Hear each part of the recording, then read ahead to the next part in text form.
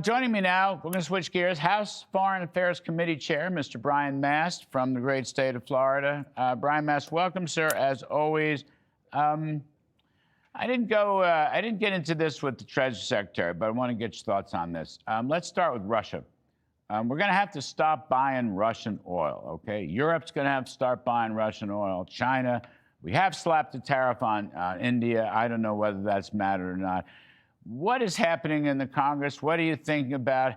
Putin's not playing ball.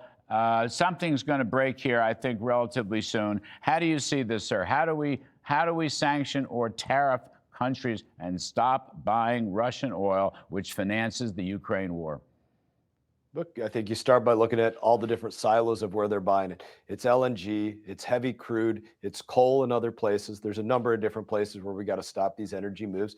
And then you say, what are all the various mechanisms that are touching this, that there's not a sanction on that yet? If we need to do something on the pipeline operators that are moving through pipeline, if we have to do something on the ghost fleets of ships, that absolutely needs to be done, that are moving these millions of barrels of oil a day going out of Russia. If we have to do something on anything moving across rail operators, everything that touches the movement of these energy sources, which is the cash cow. This is the cash cow for Russia. It's allowing them to continue to prosecute this war. We need to touch every single bit of it. And that means we have to go after China as well. China, number one, the largest consumer of all of this. Yes, India has been touched already, and there's other that are further on down that list, but China has to be looked at number one. I agree on China 100%. I just want to raise, though, however briefly, is the European situation. In total, the EU is still buying over $20 billion of Russian oil and gas. Actually, they're buying more Russian oil than they are contributing to Ukraine. And I would think, we have a trade deal with Europe. Can't we get a Russian deal with Europe? I mean, you're making the exact right point. I'm not going to disagree with you on that on any front. Why? Because this is the war that is in their backyard. This is the war that any European country is going to say this is an existential threat to them. They don't want to be behind a future iron curtain of a new Russia like the former Soviet Union, the Baltic, the far north states, you name it. This is their big worry. So if that's your big worry, then let's make sure we pay attention to what President Trump said in the 45 administration, which is, why in the world are you being this reliant on any form of Russian energy? It makes no sense at all. And we know that they allowed themselves to become extremely dependent on them, and they're still allowing that to this day. In totality, has to come to an end. We can't do one activity with our left hand, another activity with our right hand, and expect to be successful.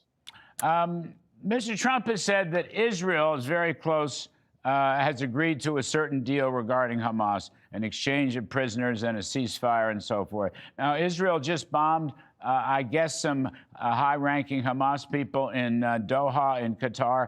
What do you make of that Israeli action? And in general, how can we, reach some kind of peaceful settlement in Israel, in Gaza, Hamas, and so forth? What do we do about that? I think Caroline Leavitt nailed it in her statement from the president, which is, foreign policy is not as black and white as we always want it to be. We have one very close strategic friend and ally that just slapped another strategic friend and ally. That's a problem with us in the middle in part, but any dead Hamas is good. We want to see dead Hamas across the board, even if it's the ones that are hiding behind the negotiating table, which is what they've been doing in a safe house in Qatar. That's the problem on the Qatar front. On the Israeli front, they invaded the sovereignty of one of our friends and allies. Both of those are very serious issues. We want to see more dead Hamas, and we're going to support that until this is brought to a conclusion and all of those hostages are returned. That's the president's provisions. Get the bodies home, get the hostages home, return all of the dead from previous conflicts and abductions. It's barbaric to not do so. And let's try to get the world to move on from what took place here. But until that takes place, there's no moving on. Well, Mr. Chairman, I agree. Thank you for that. I mean, really, thank you for that, backing Israel. Last one, the axis of evil, okay? It's out there. It's more than a cliche. I mean, it's North Korea, it's Russia, it's China, it's Iran. We saw them all holding hands and looking at all the military hardware in Shanghai. Axis of evil. On the Foreign Affairs Committee, your own view as chairman, what happens here? What is America's best strategy to combat it? I think the best way that we combat that is to understand fundamentally where we're at. The United States of America, our allies, like Israel, our relationship with Qatar, we just brought them up, relationship with Japan, all of our allies, we have fundamental relationships of trust.